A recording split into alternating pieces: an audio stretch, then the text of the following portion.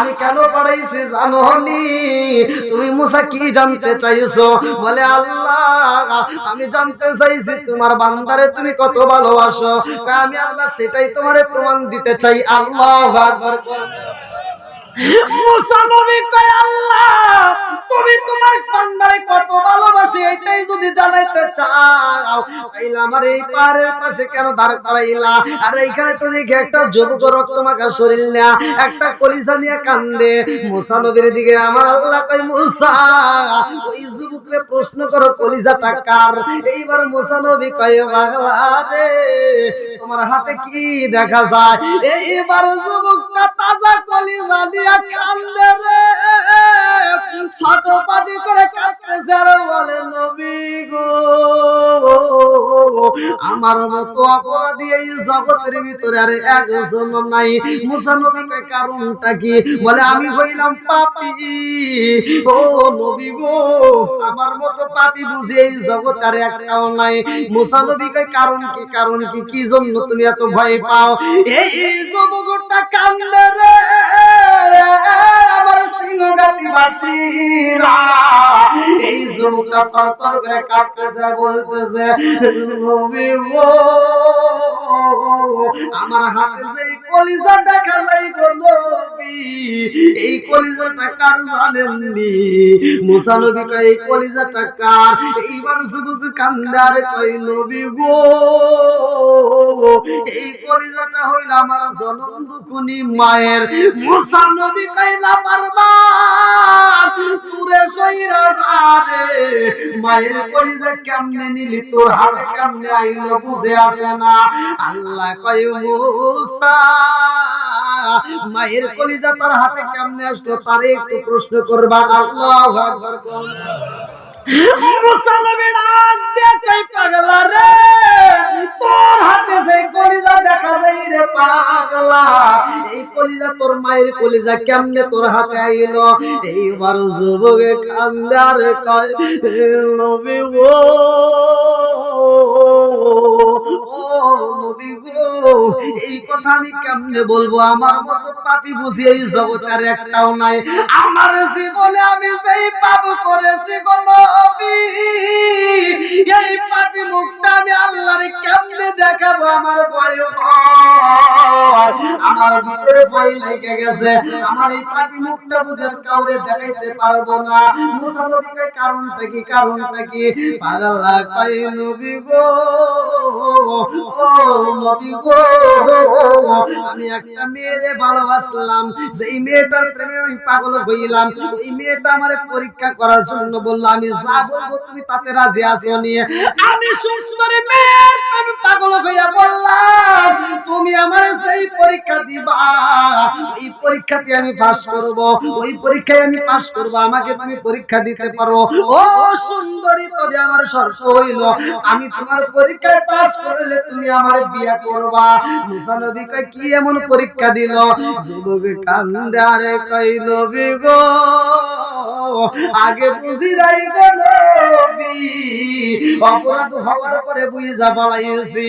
আমি ওই সুন্দরী মেয়ের প্রেমে পাগল হইয়া নবী গো পরীক্ষা দিতে চাইলাম। এই সুন্দরী মেয়েটা বলল তুমি যদি আমারে বিয়ে করতে চাও, তুমি যদি আমারে পাইতে চাও, এক নম্বর শর্ত হইল তোমার জনম দুঃখিনী মায়েরে হত্যা করতে হইব, তোমার মায়েরে কাটতে আর কলিজাটা আমারে গিফট করতে হইব। পারবানি? আমি সুন্দরী মেয়ের প্রেমে পাগল হইয়া গো ওই মেয়েটার কথায় আমি রাজি হইয়া যাই। হুজুর আমি রাজি হইয়া আমার মায়ের কলিজা কাটবো, আমার কাছে ছুরি নাই অস্ত্র নাই, আমি জনম দুঃখিনী মায়ের কাছে দাঁড়াই। আমার মা বয়স্ক মানুষ হয়ে গেছে গো নবী, আমার মায়ের কাছে যাইয়া বললাম মা গো পয়সা আছে নি, মুদ্রা আছে নি, আমার তাড়াতাড়ি দাও। আমি মায়ের কাছ থেকে টাকা নিয়া বাজারে যাইয়া ছুরি বানাইলাম গো নবী।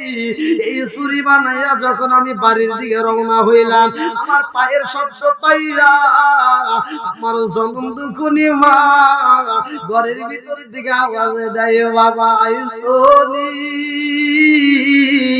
ও জাদু তুমি তো খাবার খাওনি, তাড়াতাড়ি আসো খাবার খাইবা নিয়ে। আমার জনম দুঃখনি মায়ের প্রতি একটু মায়া লাগে নাই।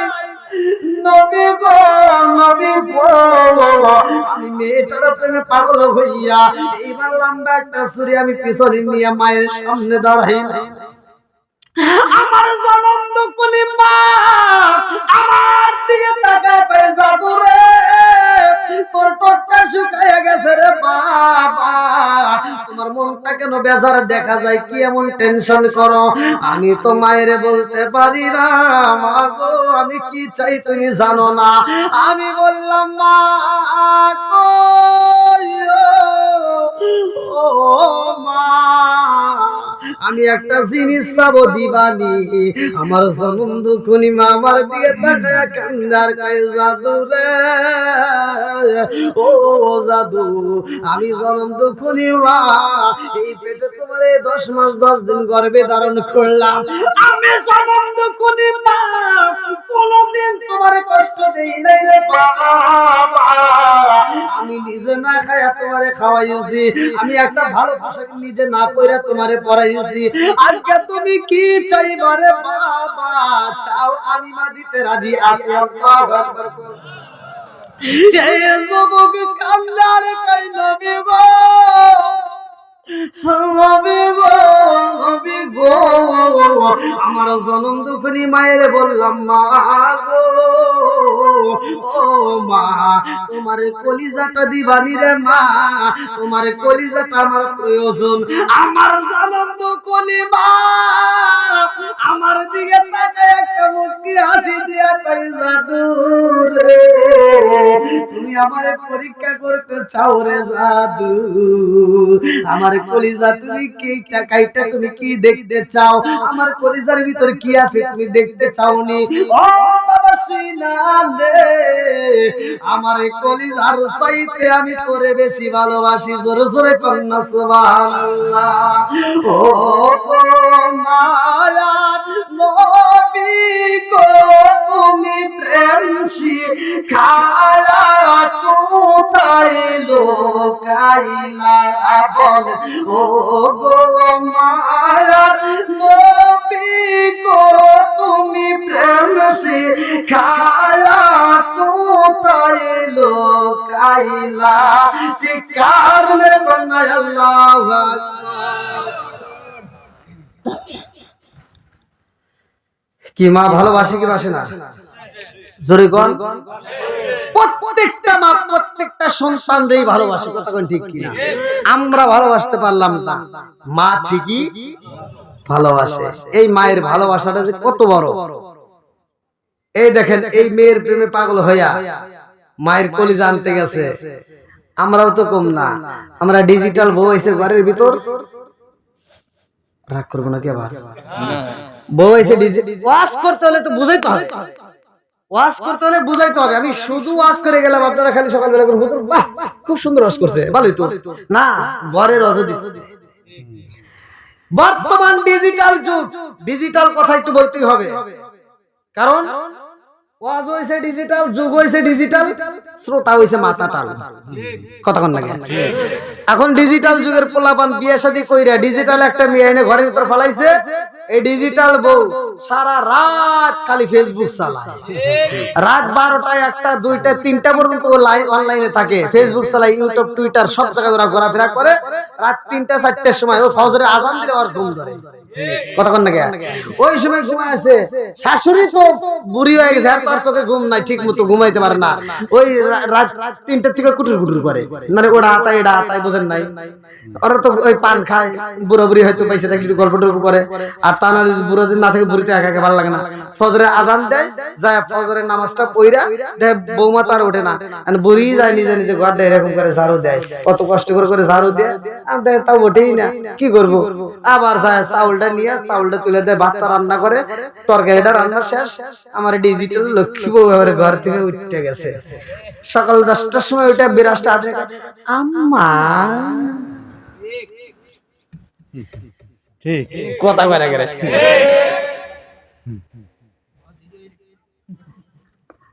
আম্মারে ডাক দেবে, আপনি কি করেন? আম্মাকে কি করবো, তোমার জন্য রান্না করলাম, তুমি খাও। আমার মগা আর মগি ওইটা ওই খাবার খায়। কথা বোঝেন নাই? যে সন্তান বুড়ি মায়ের দিয়ে কষ্ট করে ভাত রান্ধে খায়, ওই সন্তান হলো মগা, আর বিয়ে করছে ওটা হলো মগি। কথা বল না, কথা তিতে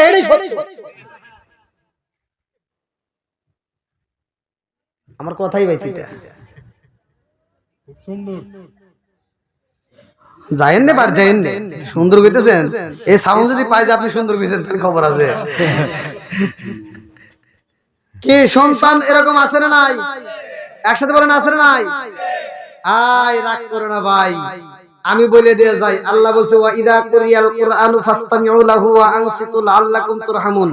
ওয়াজ তো আমার না, আল্লাহ নিজে ওয়াজ করছে ওয়া ইযা কুরিয়াল কুরআনু ফাসতামিউ লাহু ওয়া আনসিতু লাআল্লাকুম তুরহামুন।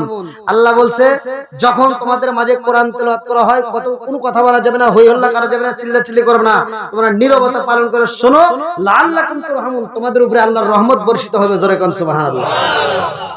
আজকে ঘরে ঘরে এই আয়াতটা বিশ্বাস করে আমি বলে দিচ্ছি, আগামীকাল ফজরের নামাজ পড়ে এই কোরআনটা তিলাওয়াত চালু করে দেন আপনার ঘরের ভিতর।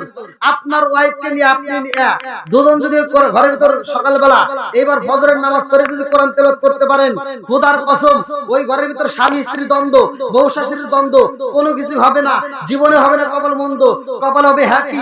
জোরে কোন সুবহানাল্লাহ। তাহলে এইবার আমাদের ঘরের ভিতর কোরআন ঢুকানোর দরকার আছে না নাই? একসাথে বলেন আছে না নাই? যদি ওই ঘরের ভিতর কোরআন ঢুকাইতে পারো তাহলে শান্তি আসবে।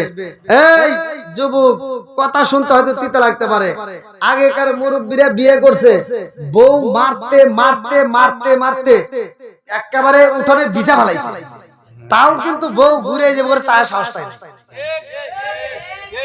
কতক্ষণ না গিয়া এই যে ঘুরে এই বললাম তুই গোসকে তোরা দেখছিস এরা মুরব্বীরা বউ কিন্তু ঘুরে ডেবার সাহস পায় নাই। আরে এখনকার বউকে একটা ধমক দিলি যদি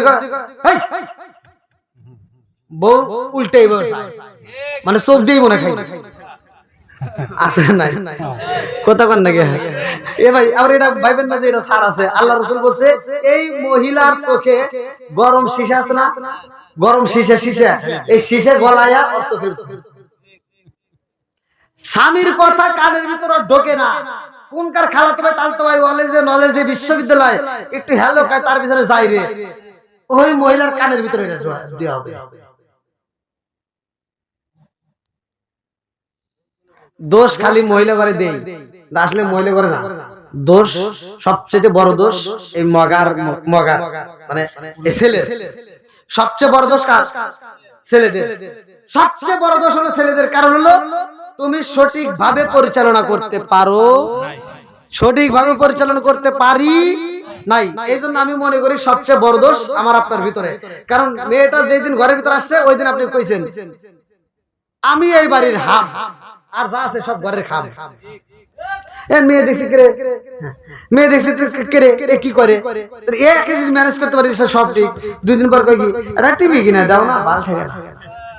এবার বড় একটা এলইডি কিনে দিছে, সারা দিন বসে বসে টিভি দেখে, আছে না নাই? সারা দিন দেখে সাকিব খান শাহরুখ খান। আচ্ছা ওদের কি চেহারা খারাপ? ওই মেয়েটা সারা দিন সাকিব খান শাহরুখ খান দেখে রাত্রে দেখে যে আইছে কালাসান, ও আফসোস করে কে রে সারা দিন দেখলাম কি আর পাইলাম, আছে না নাই? কথা বল না, আছে না নাই?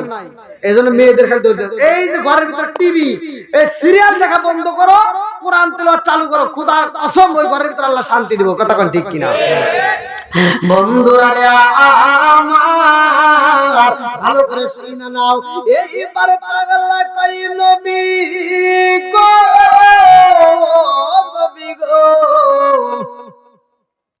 আমার জনম দুঃখনি মায়ের বললাম মা গো, ও মা তোমার কলিজাটা আমারে দিবানি। আমার জনম দুঃখনি মা আমারে ডাক দিয়া কই জাদু রে, আমার কলিজা কাটতে কি দেখবা আমি জনম দুঃখনি মা আমার কলিজার চাইতে তোমারে বেশি ভালোবাসি জোরে জোরে কন্যা সুবহানাল্লাহ আরে এই জনম দুঃখনি মায়ের এই সন্তানটা পিছন দিকে দইরা জমিনের ভিতর বাড়াইলে বয়স্ক মহিলা পয়রা যায় হাতটা ভাঙা যায় মাটা কান্দে আর কই জাদু রে আমারে তুই কেমনে বাড়াইলা রে বাবা আমার হাতটা তো ভাঙা গেছে রে বাবা ব্যথা পাইছি মা তারপর বুঝে না আমার সন্তান আমারে সবাই কইবো মা বুঝতে পারে না এই সন্তান মায়ের জমিনের মধ্যে পালাইয়া গলার উপরে দিলে জুরিটা জ্বালাইয়া মায়ের বুকটা সিরিয়া কলিজাটা বাইরে করে রওনা দিছে রে ভাই মেয়েটার কাছে যাইতাছে এইবার যাইতে যাইতে যাইতে যাইতে আর দৌড়ায় দৌড়ায় যায় যাওয়ার পথে রাস্তার ভিতর উছটকে নিচে যখন পইরা যায় এই কলিজাটা হাত থেকে ছিটকে 4 থেকে 5 হাত দূরে চইলা যায় রে ভাই কলিজাটা দূরে চইলা গেছে সন্তানটা জমিনে পইরা গেছে পায়ে ব্যথা পায় আর উঠতে পারে না এই সন্তানটা দুইটা চোখের পানি ছাইরা দিয়া কান্দে কি হইল এই পাটা তো বুঝি ভাঙা গেছে তারাইতে পারে না যে এই জায়গাটার ভিতর সন্তানটা পইরা যায়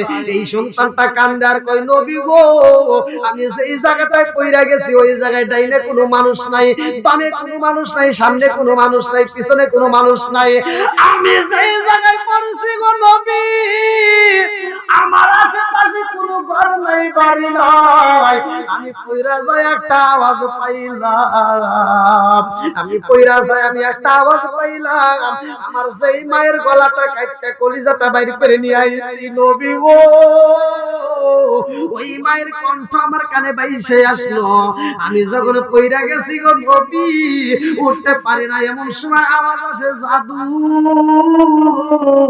পইরা যায় ব্যথা পাইছনি ও নবী গো আমার জনম দুঃখনি মায়ের কলিজাটা দূরে পইরা গেছে গো নবী আমি কলিজার দিকে তাকাইলাম তাকায় দেখি কলিজাটা থরথর করে কাঁপতেছে এই কলিজার ভিতর দিকে আওয়াজ আসে জাদু রে পইরা যায় ব্যথা পাইছনি ও নবী গো আমি তখন বুঝা পালাইছি যে এই মায়ের জবাই কইরা কলিজা দিয়া আইছি কাইটা এই মায়ের কলিজা এখন পর্যন্ত আমারে ভালোবাসে আর সেই মায়ের আমি কেমনে জবাই করলাম আমার মতো কপাল পোড়া বুঝি এই জগতে একটাও নাই আমার মতো হতভাগা বুঝি এই জগতে একটাও নাই ও নবী গো এই কলিজাটা নিরা আমি আর ওই মেয়ের বাড়ি যাই নাই আমি তো অপরাধী এই জন্য অপরাধী মুখটা নিয়ে আমি পাহাড়ের কিনারায় দাঁড়ায় দাঁড়ায় কান্দি মুসা নবী কয় আল্লাহ আমি জানতে চাইলাম তোমার বান্দারে তুমি কত ভালোবাসো আর তুমি আমারে কি দেখাইলা আল্লাহ কয় এটাই তো আমি প্রমাণ করতেছি আমি আমার বান্দারে কত ভালোবাসি জোরে জোরে কন্যা সুবহানাল্লাহ কি বলবো মাইকে পারি না বুঝেন নাকি বড় মাইকের লেগে এভাবে কি ওয়াজ করা যায় দেন আমি যে কথা বলতে আমার কাছে কেমন জানি লাগতেছে মানে কর্কশ কর্কশ মনে হচ্ছে মাইক ভালো হলে আজকে যে ওয়াজ হলো হ্যাঁ 11:30 11:30 পার হয়ে গেছে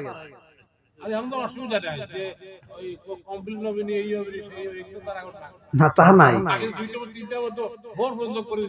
জি জি হ্যাঁ হ্যাঁ এই যে দেখছেন এই যে রাশিয়া কয় পুরান চাউলে ভাতে আই দেখেন এই যে মুরব্বিদের কথা আলহামদুলিল্লাহ মানে এদের দিকে তাকান দেখেন একটু চোখে ঘুম নাই আমার সাউন্ড সিস্টেম মানে মাইক একটু ভালো থাকলে তাই ভালো হতো আর এখানে মাইকেলা দোষ নাই আবার মাইকেলা ভাই আপনি নাকি আপনি আবার মনে করতে পারেন যে হুজুর মনে আমার তো না মাইকেলার দোষ নেই এটা লোক মাইকেলাকে যেরকম আমরা বাজেট দেই ঠিক সেরকম সে বাজেট করে আরে যদি বলি যে এখন আপনি সাউন্ড সিস্টেম করেন এ কিন্তু সাউন্ড সিস্টেম এর সাথে 1000 গুণ ভালো করতে পারবে আর বাজেটের উপরে কথা আর মাইকেলা ভাই আবার যদি আপনি মনে কিছু নেন আপনার কিন্তু এর দোষ নাই হ্যাঁ আমি কোন সাউন্ড সিস্টেমের লোককে আমি মানে বলি না কারণ প্রত্যেকটা প্রোগ্রামে প্রতিটা প্রোগ্রামে সাউন্ড সিস্টেম যারা থাকে এরা যদি একটা মাইকও দেয় তাও তারা চেষ্টা করে যে সবচেয়ে ভালো সার্ভিস দেওয়া, আর একটা বক্তাও চেষ্টা করে ভালো সার্ভিস দেওয়া। এজন্য সাউন্ড সিস্টেমের লোক আর বক্তা এরা দুজনেই একজনে ফাঁকি দিতে চায় না, দুজনেই কিন্তু খুশি করতে চায়। তো যাও, আসলে সাউন্ড সিস্টেমের উপরে কথা বললে একটু বেশি ভালো হয়। তো যতটুকু কথা বলেছি আমার কষ্টের ভিতর দিয়ে, তারপরে এখন আপনারা চাচ্ছেন আল্লাহ তাআলা আজকের মাহফিলটাকে কবুল করুক, সবাই কোন আমিন, আরেকটু জোরে কোন আমিন। এবার আপনাদের কাছে প্রশ্ন, আল্লাহ বান্দারে ভালোবাসে কি বাসে না? একসাথে বলেন, কতটুকু ভালোবাসে এটা কি আমরা জানি? হ্যাঁ, এবার জানতে হবে আল্লাহ বান্দারে কত। এখন আপনি গুনাহ করছেন, হয়তো আপনি যে কোনো পাপ করেছেন, আপনি জীবনে যত পাপই করেছেন, হয়তো সুদ খাইছেন, ঘুষ খাইছেন, অথবা যে কোনো পাপ করেছেন, আপনি যত পাপই করে থাকেন, হয়তো মনের ভিতর ভয় আছে যে আমি যে পাপ করেছি আসলে এই পাপ মানে আল্লাহ মাফ করবো না। আল্লাহ মাফ করবে কি করবে না আজকের ওয়াজটা শুনলে পরিপূর্ণভাবে যদি বুঝতে পারেন তাহলে অবশ্যই আত্মবিশ্বাস সৃষ্টি হবে, হ্যাঁ আল্লাহ মাফ করতে পারবে। আল্লাহ বলছে লা তাকুনাতু মির রাহমাতিল্লাহ, বান্দা তুমি আমার রহমত থেকে নৈরাশ হইও না। জোরে কোন সুবহানাল্লাহ। তুমি কত পাপ করেছো, সমুদ্রে ফেনা যে ওঠে তার চাইতেও যদি অধিক পাপ হয়ে থাকে তাও আল্লাহ ক্ষমা করতে পারে। জোরে কোন সুবহানাল্লাহ।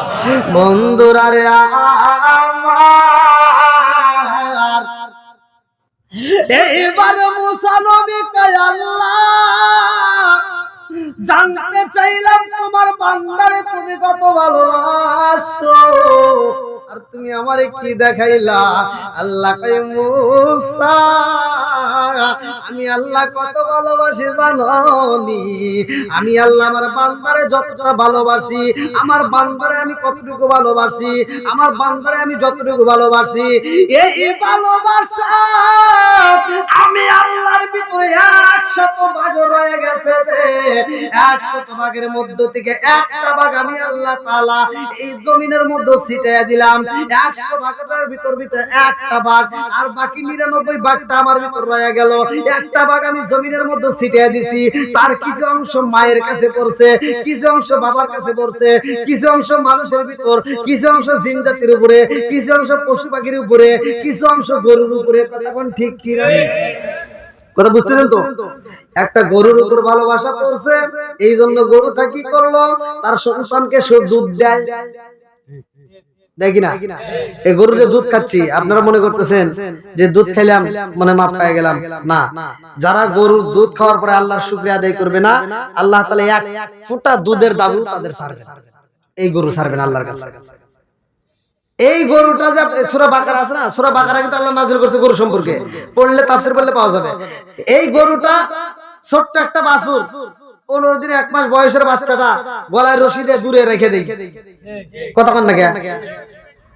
ছোট একটা বাছুর 1 মাস 1.5 মাস বয়স, তার গলায় রশি দিয়ে আপনি দূরে রেখে দিলেন, সারাটা রাতের ভিতর বাচ্চাটাও দুধ দিতে পারে না। এই বাচ্চাটা মায়ের দিকে তাকায়া ওর ভাষা দিয়ে কান দেওয়ার কয় মা এক ফোঁটা দুধ দাও। আমি দুধ দেবো কেমন? তুই তো দূরে, আমিও দূরে। কয় মা তুমি কেমন মা, একটু দুধ দিতে পারো না? হাজার চেষ্টা করলেও দিতে পারে নাই, গলায় দিচ্ছেন রশি। এবার মা বোঝায়, বাপ কান্দিস না, সকালবেলা আমার মালিকে আমার মনিবে আমার ভিতর থেকে দুধ নেওয়ার পরে তোকে ছাড়িয়ে দিব রে, আমি তোর জন্য একটু দুধ রেখে দেবো। কি বুঝটা দিছে মায়। আবার সকালবেলা মালিক এমন ভাবে কাচ্চে কাচ্চে দুধ নিয়ে আসে, 1 ফোঁটা দুধও থাকে না। বাছুরটা যায় মুখটা লাগায় খালি ফেনা ওঠে, মাগার দুধ বাড়ে না। তখন কান্দে আর কয় মা তুমি রাইতে কইলে কে এখন দাও কি? কয় বাবা রাগ করিস না, মালিক এমন ভাবে দুধটা নিয়ে গেছে তোর জন্য 1 ফোঁটা রাখতে পারিনি, এখন না পারি পরে দেব। কিভাবে বুঝটা দিল? তখন বাচ্চাটা যখন কান্দে তখন মা বুঝায় যে কান্দিস না বাবা, আল্লাহ তাআলা আমাদের সৃষ্টি করছে ওদের খেদমত করার জন্য। আজকে আমাদের মুনিব এই দুধটা নিয়ে যাচ্ছে, তারা খাবে, খায় আল্লাহর শুকরিয়া আদায় করবে, আল্লাহর গুণগান গাবে, এই জন্য আল্লাহ তাআলা সৃষ্টি করছে।